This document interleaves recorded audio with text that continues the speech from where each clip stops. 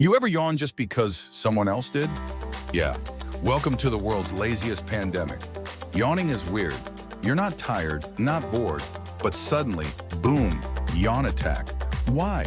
Turns out yawning is contagious, like a viral glitch in your brain software.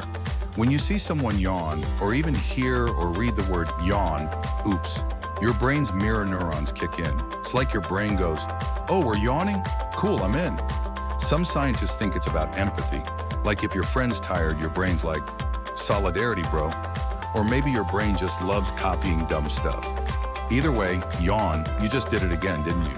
So next time you start a yawning chain reaction, own it. Like, comment, share, and subscribe for more Brain Glitches Explained.